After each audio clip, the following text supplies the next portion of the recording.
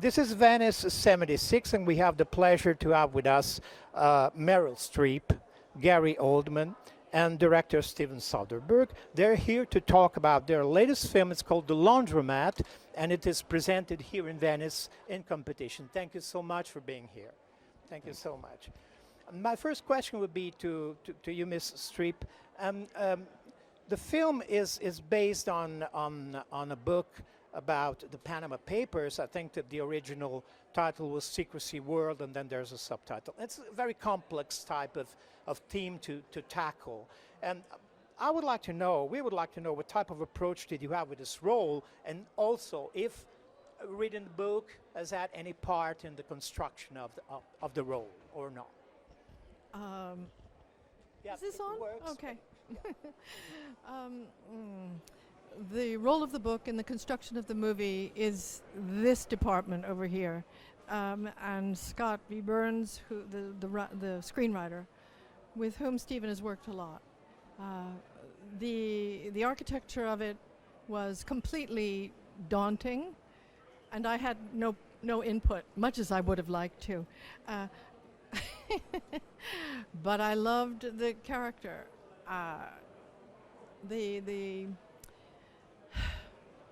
The one that I play is a fictional character.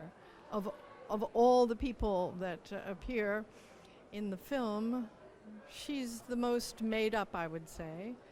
That might not be true, but as far as I know, I made her up out of whole cloth.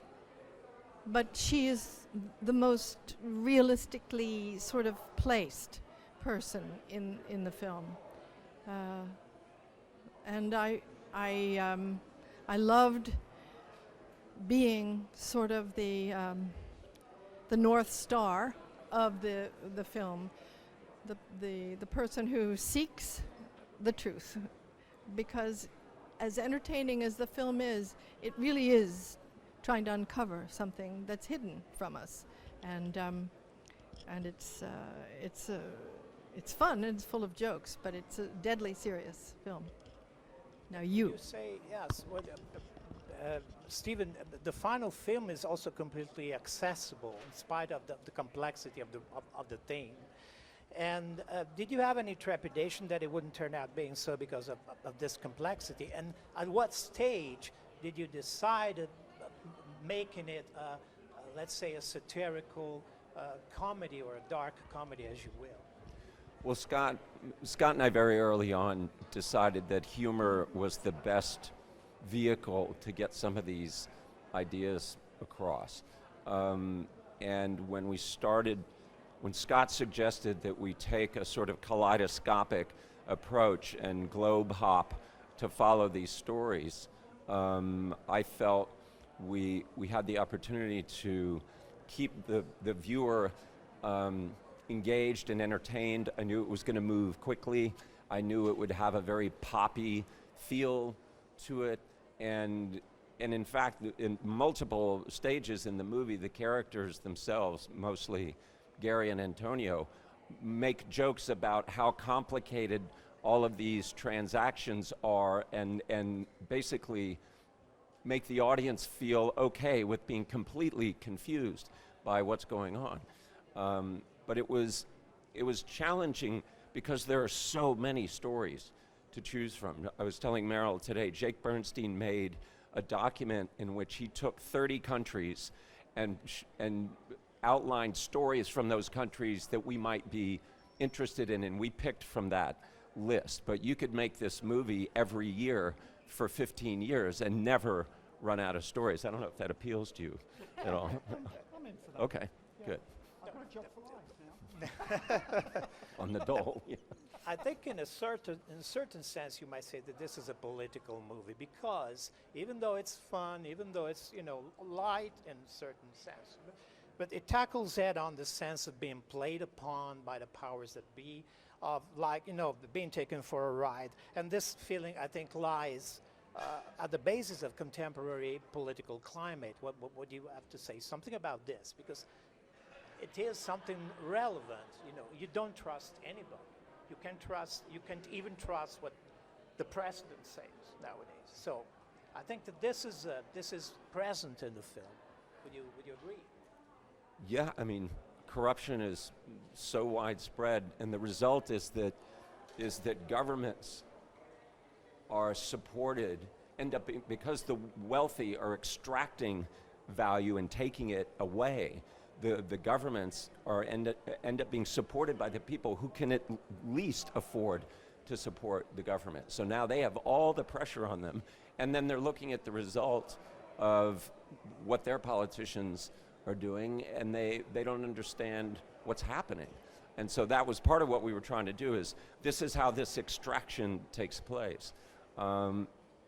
Transparency is the only solution. You know, sunlight is really what we have to all be demanding. But these are very entrenched people. These are very entrenched ideas. It's going to be a struggle. And secrecy is not the same as privacy, as the film very Yes. clearly makes it clear. I would like to ask something of Gary. You play lawyer Jürgen Mossack, and this is a real life figure. But I mean, I looked him up, and I wanted to know how much did you take from the real character, but how much did you invent, did you make up, and Yeah, I Googled and looked at a few interviews. He's very serious, very sort of dry character. I mean, I represent. How's the best way to describe it? He's like a vehicle, isn't he, for all those. Jürgen Mossack and Fonseca are like a Variety show hosts. yeah, I'm like a mouthpiece for many elements. So I didn't approach it as a sort of unlike Meryl's story. It's interesting.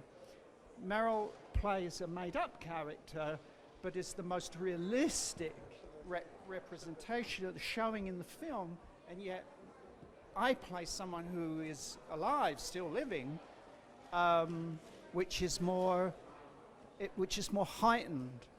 So I kept very much within the confines of the material and the script, and it was all the signs were there. You know, when you've got a good piece of writing. Yeah. So I mean, and that was evident from, you know, turning the first couple of pages. You knew. I felt that you had a winner. I would like to ask one last question to Mrs. Streep, though we can't. Our time is up. Okay, well, good luck with the Laundromat, and thank you. La prossima. Good luck, and thank you for being with us today. Thank you so much.